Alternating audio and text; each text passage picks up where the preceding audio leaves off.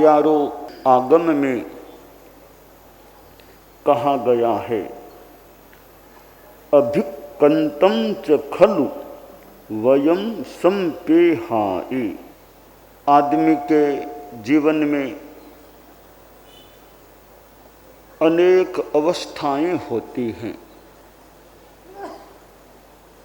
बचपन कैशोर्य की उम्र होती है, युवा अवस्था भी होती है, फिर आगे प्रौढ़ वृद्ध अवस्था भी होती है। जिसको पूर्ण आयुष्य प्राप्त होता है, सो या शताधिक वर्ष मिलते हैं, तो बचपन भी आता है, जवानी भी आती है, फिर स्थिरता भी आती है, बीच में प्रौढ़ता भी माने तो मान सकते हैं। उम्र उम्र का कुछ अंतर पड़ सकता है। बचपन है, कैशोर्य है, नव युवकत्व है, शरीर ठीक है, तो आदमी खूब उछल कूद परिश्रम भाग दौड़ कर सकता है। कई दौड़ते हैं, कितने किलोमीटर तक यों वे चल लेते होंगे। हमारे चारित्रात्माएं भी 10 किलोमीटर 12, 13, 14, 15, 18, 20, 22 और भी ज़्यादा कई चल लेते हैं एक दिन में।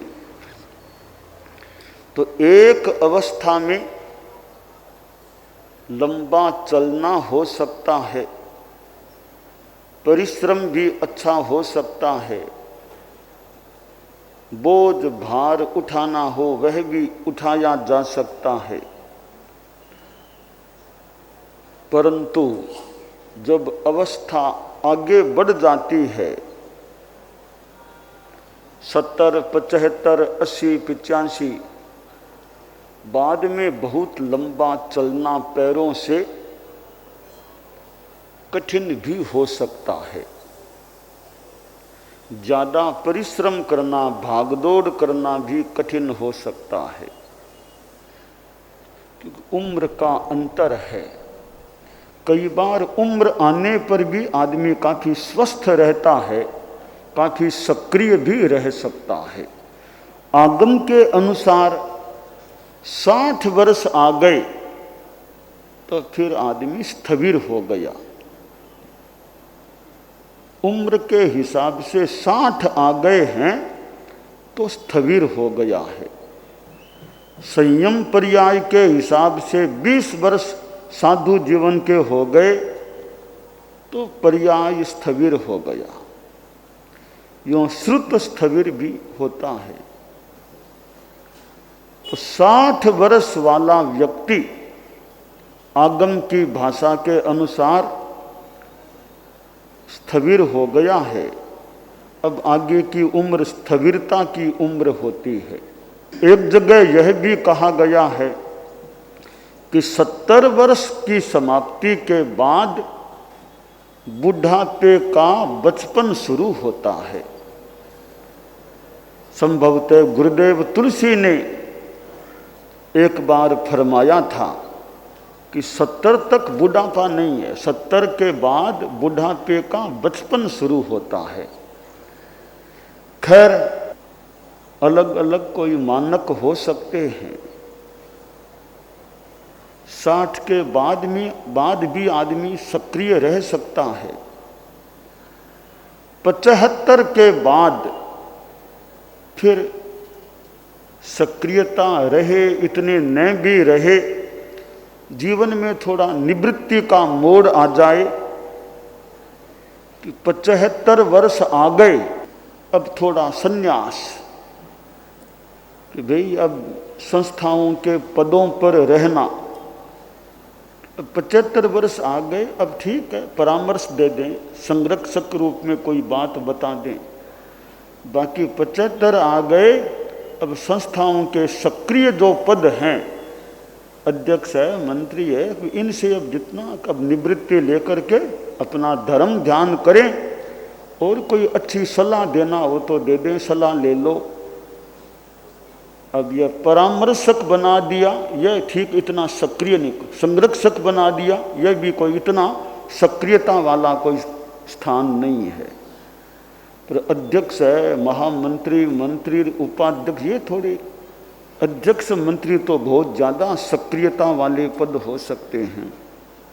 तो 75 वर्ष आ गए, फिर यह चिंतन किया जा सकता है कि अब संस्थाओं में बड़े पद न लेकर के बिना पद भले कोई काम करना हो, सलाह देना हो, बाकी तो धर्म ध्यान और बिना पद के जो कुछ धार्मिक आध्यात्मिक समाज में कोई सेवा देनी हो तो दे दें।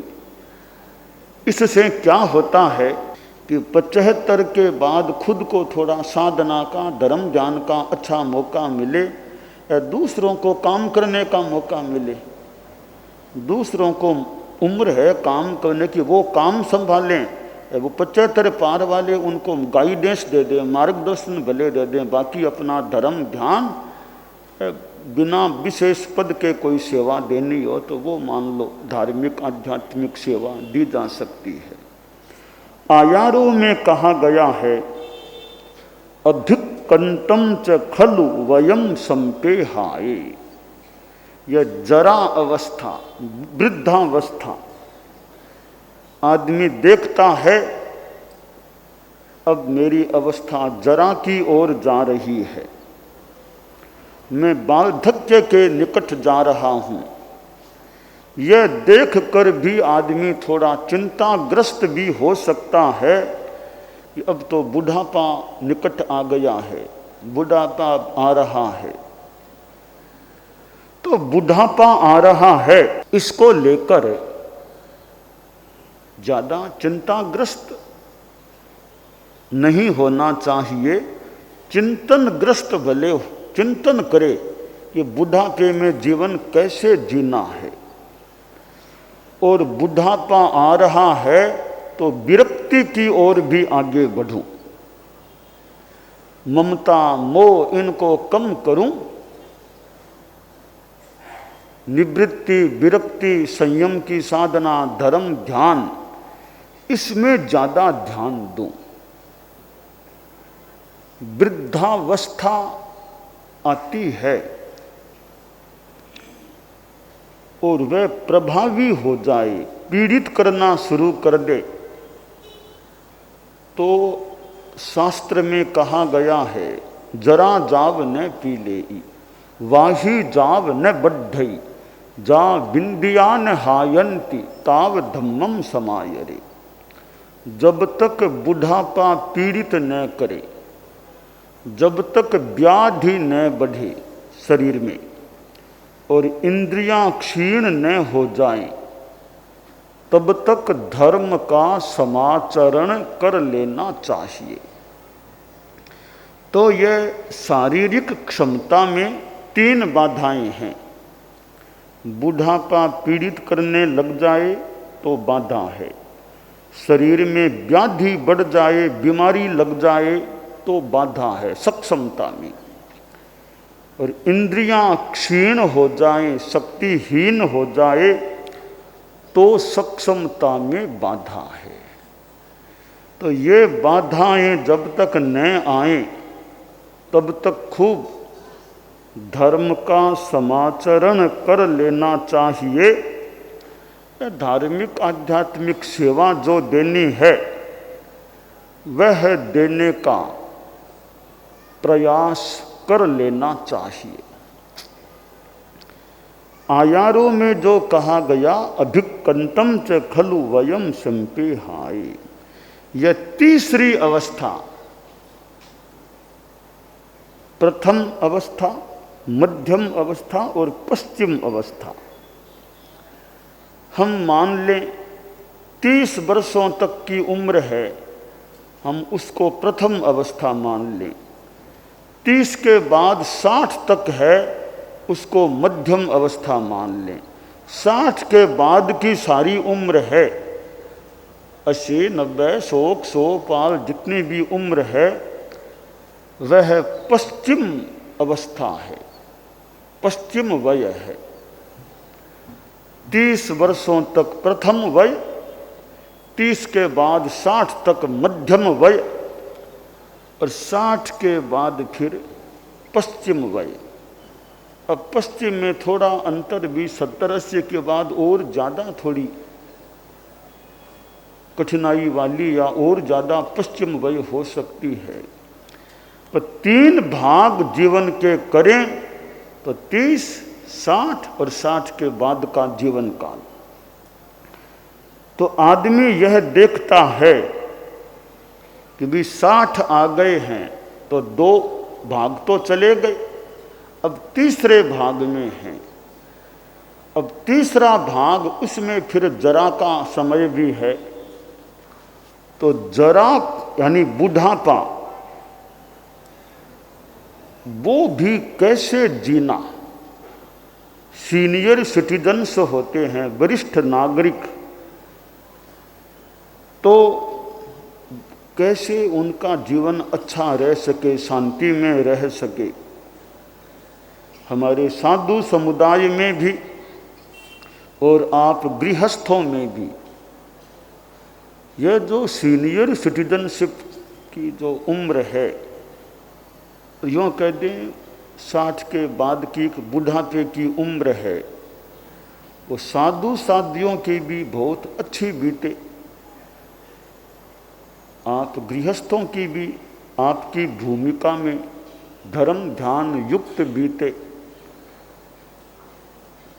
तो यह तीसरी जो अवस्था है, इसमें थोड़ी अपनी खान पान की भी सावधानी रहे, खान पान का संयम रहे और विवेक भी रहे। साथ में धार्मिक साधना, गृहस्थों की दृष्टि से धार्मिक साधना पर भी ध्यान रहे। जैसे सामायिक है कि 60 पार के हैं तो एक समाई तो रोज कम से कम एवरेज में होनी चाहिए। फिर धीरे धीरे 75 और के बाद तो एक क्यों 2-3 सामायिक भी करें, स्वाध्याय कर लें, जप कर लें। तो धार्मिक साधना में समय लगाना। 75 की उम्र है, उसके बाद तो वो सन्यास का सा जीवन ठीक है, पूरा यूँ घर छोड़कर सन्यास न ले सके, घर में रहते हुए ज़्यादा जितनी निवृत्ति कि 75 वर्षों तक मैंने सेवा दी है, संस्थाओं में रहे हैं, अध्यक्ष कोई रहा है, कोई मंत्री, कोई और कुछ रह करके सेवाएं दी है। तो 75 के बाद यह अगर ठीक लगे तो 75 के बाद संस्थाओं में सक्रिय पदों पर यथासंभवतया न रह करके अपना बिना सक्रिय पद के जो धार्मिक सेवा दी जा सके और गाइडेंस है, सलाह है, अपना धर्म ज्ञान साधु संतों के पास जितना कोई उपासना सेवा और वो काम करे। थोड़ा बहुत गृहस्थों को परिवार का भी मान लो कि एकदम फ्री नहीं, को ऑफिस में तो जाना, तो ऑफिस में गए मान लो 2-4 घंटा ऑफिस में मान लो बैठ गए, बाकी अपना थोड़ा धर्म ध्यान में टाइम लगाएं। तो कि बच्चे हैं तो ठीक है, बच्चों को भी थोड़ा मान लो गाइडेंस देना पड़ता है, व्यापार का, धंधे का, हमने काम किया, अनुभव किया, थोड़ा उनको गाइडेंस ठीक है, कोई दिक्कत वाली बात नहीं है, पर ज़्यादा सक्रिय न रहे। थोड़ा भी मैं थोड़ा निवृत्ति की ओर हूँ। हमारे धर्मसंघ में श्रीमद जयाचार्य थे, चतुर्थ आचार्य, लगता है कि उन्होंने कुछ निवृत्ति ले ली थी, संघीय कार्यों से भी थोड़ी निवृत्ति ले ली थी। हालांकि मेरा प्रश्न तो है, हमारे बहुश्रुत परिषद के भी हैं और भी कई, कि निवृत्ति किस रूप में ले ली। क्या जयाचार्य चतुर्मासों की घोषणा नहीं करते थे? क्या जयाचार्य चतुर्मासों की निर्धारणा साधु साधियों की नहीं करते थे? क्या जयाचार्य अगवानी किसके साथ किसको देना, किसको वंदना कराना, यह काम नहीं करते थे? क्या आज्ञा आलोचना नहीं देते थे? क्या गलती पर थोड़ा फरमाते नहीं थे? तो जयाचार्य ने निवृत्ति ली या ऐसी बात है, ठीक है, स्वाध्याय में समय लगाते वो तो मान लें। और संघीय कार्यों से उन्होंने किस रूप में निवृत्ति ले ली थी? मघवा थे उनके पास, युवाचार्य मघवा थे, उनसे काम कराते होंगे। पर ये जो कार्य हैं, चतुर्मासों की घोषणा, चतुर्मासों का निर्धारण करना, वंदना कराना, किसको किसके साथ देना, किसको किधर विहार कराना, क्या ये कार्य जयाचार्य नहीं करते थे? निवृत्ति मान लें उस समय भी। तो यह हमारे संतों को कोई शोध में और में पता चले तो उनकी निवृत्ति किस रूप में थी। स्वाध्याय करके कान में लगा करके वहाँ तक तो बात मान लें, इतना स्वाध्याय किया, थोड़ा एकांत में भी विराजते होंगे। बाकी जो संघीय कार्य हैं वे जयाचार्य करते थे या नहीं अपने अंतिम 10-15 वर्षों में भी? तो यह एक शायद शोध का विषय है कि उनकी निवृत्ति किस रूप में थी। हाँ, आचार्य श्री तुलसी ने जो थोड़ी निवृत्ति ली तो वो ऐसे फिर उनका यों चतुर्मासों का संभवतः वो इतना नहीं रहा होगा कि महाप्रज्ञ जी हैं, थोड़ा बहुत मास समन साथ में है, सहयोगी है मान लो। तो गुरुदेव तुलसी का तो मान लें अंतिम 2-3 वर्ष जो आचार्य पद छोड़ दिया था, बाद में वे तो थोड़े मान ले संघीय कार्यों से संभवतः निवृत्त हुए होंगे, पर जयाचार्य ने आचार्य पद तो छोड़ा नहीं था। तो किस रूप में निवृत्त रहे ये कोई किसी को पता चले शोध में और में तो हमें जानकारी दे सकते हैं कि चतुर्मासों की घोषणा कौन करते थे, चतुर्मासों की निर्धारणा कौन करते थे, आज्ञा आलोचना गुरुकुलवास में कौन देते थे, और गलती होने पर कोई कहना करना वो दयाचार्य करते थे या नहीं, संतों को साधियों को किसके साथ किसको देना वंदना कराना वो काम दयाचार्य करते थे या नहीं। ये 4 कुछ प्रश्न हैं, इनका उत्तर किन्हीं संतों के पास हो या मिल जाए तो वे कोई शोध करें तो शोध से तो बता सकते हैं। हम सिद्ध योगी आचार्य श्री महाप्रज्ञ से प्रेक्षा ध्यान का एक प्रयोग करें। आपको एक प्रयोग कराया जा रहे हैं श्वास प्रेक्षा का। 5 सेकंड में श्वास लेना है, 5 सेकंड भीतर रोकना है और 5 सेकंड रेचन करना है और 5 सेकंड बाहर रोकना है। इस प्रकार 20 सेकंड में एक श्वास। सावधान रहे, श्वास भरे, भीतर रोके, रेचन करे, बाहर रोके, श्वास भरे, भीतर रोके, रेचन करे, बाहर रोके, श्वास भरे, भीतर रोके, रेचन करे, बाहर रोके, श्वास भरे, भीतर रोके, रेचन करे, बाहर रोके, श्वास भरे, भीतर रोके, रेचन करे, बाहर रोके, श्वास भरे,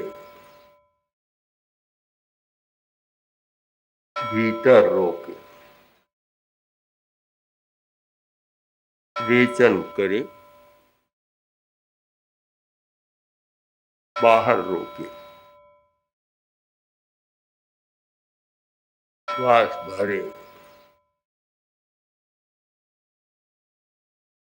प्रयोग संपन्न।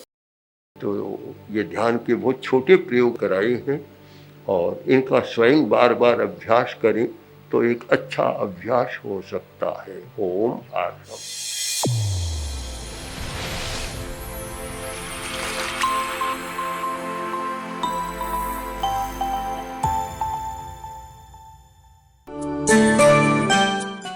एकाग्रता, तन्मयता, अपने आप को मंगलमय अनुभव करते हुए नमो अरहंताणम, नमो सिद्धाणम, नमो आयरियाणम, नमो उवज्झायाणम, नमो लोए सब्बसाहूणम, एसो पंच नमोक्कारो सब्ब पावपणासनो, मंगलाणं च सब्बेसिं पढ़मं हवइ मंगलम। चत्तारि मंगलम, अरहंता मंगलम, सिद्धा मंगलम, साहू मंगलम, केवलिपन्नत्तो धम्मो मंगलम। चत्तारि लोगुत्तमा, अरहंता लोगुत्तमा, सिद्धा लोगुत्तमा, साहू लोगुत्तमा, केवलिपन्नत्तो धम्मो लोगुत्तमो। चत्तारि शरणं पवज्जामि, अरहन्ते शरणं पवज्जामि, सिद्धे शरणं पवज्जामि, साहू शरणं पवज्जामि, केवलिपन्नत्तं धम्मं शरणं पवज्जामि। धम्मो मंगलमुक्किट्ठम्, अहिंसा संजमो तवो, देवावितं नमंसन्ति जस्य धम्मे सयामणो। च इत्ता भारहं वासं चक्रवट्टिमहिद्धियो, सन्ति सन्ति करे लोए पत्तो गइमणुत्तरम्। देवदानव गंधर्वा जक्ष रक्षस किन्नरा, बंभयारिं नमंसन्ति दुक्करं जे करन्ति तम्। मंगलं भगवान् वीरो, मंगलं गौतमो गणी, मंगलं स्थूलभद्राद्यः जैनधर्मोऽस्तु मंगलम्।